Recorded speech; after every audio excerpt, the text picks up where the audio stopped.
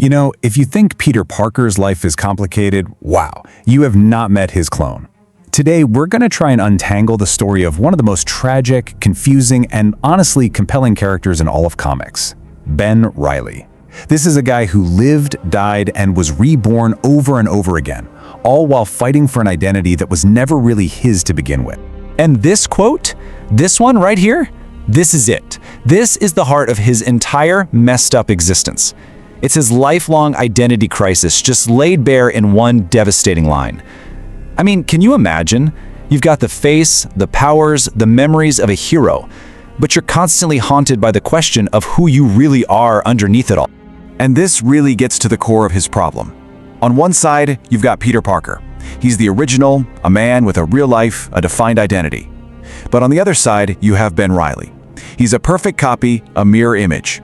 He lives every single day with memories he never actually made, a past that was basically stolen from someone else. Just think about that for a second. Every happy memory, every tough lesson learned, it's not actually yours. So, to really understand how things got so incredibly twisted for Ben, we have to go all the way back to the beginning, back to his creation and the lonely years that came right after. See, Ben Reilly wasn't born, he was engineered. He was created in a lab by the villain called the Jackal for one single, incredibly cruel purpose: to be a living weapon against Peter Parker. His whole reason for existing was to psychologically torture the real Spider-Man by forcing him to literally fight himself. So after he's created back in '75, Ben fights Peter, loses, and is left for dead. But he survives. And because he truly believes he's just a worthless copy, he goes into exile for 5 long years. It's during this time on the road that he tries to build a new life, and he gives himself a new name: Ben for Uncle Ben, and Reilly for Aunt May's maiden name. Even when he's trying to be someone else, you can see he's clinging to the only family he's ever known, from a life that technically wasn't his. His return to New York is what kicks off the infamous, and I mean infamous, clone saga of the 90s. The storyline that would totally define him and, well, almost destroy him for good. But here's the thing, he doesn't come back as a bad guy. He shows up as the Scarlet Spider, a brand new hero with his own look, his own attitude, and after some initial distrust, he and Peter actually become friends. They become like brothers. For the very first time in his life, Ben isn't just a copy. He's his own man, a hero in his own right. Things are finally looking up.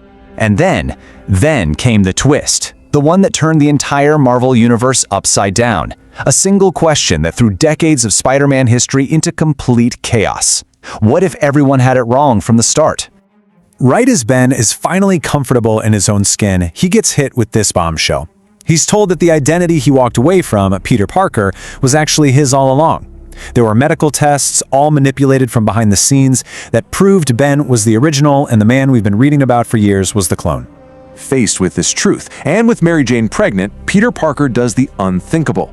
He retires. He passes the torch. And Ben Reilly, after all those years believing he was just a shadow, finally gets to step into the light. He becomes the one and only Spider-Man. But of course, it was the ultimate deception. The whole thing was just a twisted, long-game con orchestrated by Spider-Man's greatest nemesis, Norman Osborn, the Green Goblin. All of it was designed to psychologically break Peter Parker. It all comes to a head in a final, tragic battle. Ben makes the ultimate heroic choice, throwing himself in front of the Goblin's glider to save Peter, and as he's dying in Peter's arms, his body starts to degenerate, turning into dust. It was the one thing he never wanted. Definitive, heartbreaking proof that he was, and always had been, the clone. But in comics, death is rarely the end. In fact, for Ben Reilly, it was just the beginning of a whole new kind of hell, a cycle of torture that would absolutely shatter what was left of his mind. Turns out, his creator, the Jackal, wasn't quite done with him yet.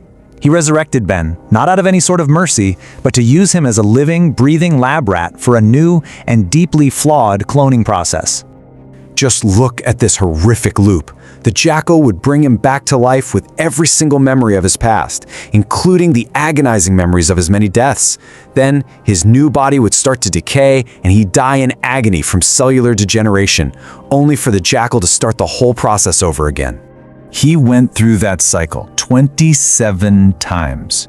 27. Can you even begin to imagine the psychological trauma? The sheer horror of living and dying in excruciating pain over and over, and remembering every single second of it? It's no surprise that this process absolutely broke him. The hero who once sacrificed himself for Peter Parker was tortured until his sanity just fractured. His soul was completely corrupted by the pain. So when he finally broke free, he was not the same man. He was twisted by all that trauma. He overthrew his tormentor, and, in the darkest twist of irony imaginable, he took on his mantle. The clone created by the Jackal had now become the Jackal. But Ben's story is just a downward spiral. Even after more resurrections and attempts to be a hero again, his tragedy found a new, and maybe even a final way, to completely strip away what was left of his identity. Right, so after another death and rebirth that supposedly reset him to his heroic factory settings, he gets another shot. He's hired by this powerful company, the Beyond Corporation, to be their official, corporate-sponsored Spider-Man. He gets a new suit, a new life. It seems like a real fresh start. But the Beyond Corporation didn't hire him because he was a hero. They hired him because they saw all that trauma as a weakness they could exploit. And when he found out about their dark secrets, they subjected him to the ultimate violation. They strapped him into a machine that didn't just erase his recent memories, it scrubbed his mind of the core memories he inherited from Peter. The lessons from Uncle Ben, with great power comes great responsibility, all of it just gone. And what was left when they were done? A mutated, twisted being tormented by the literal void in his soul where his memories used to be. He became Chasm. He's not just a villain, he's an emptiness, a bitter, vengeful shell defined only by everything he's lost.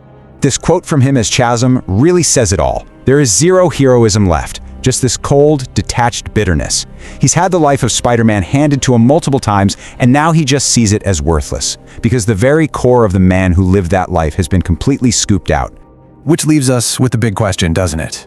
After a lifetime of being a copy, a hero, a monster, and now a void, is there anything left of the real Ben Reilly to save? Or is his tragic fate to forever be a broken reflection of the hero he was never truly allowed to be?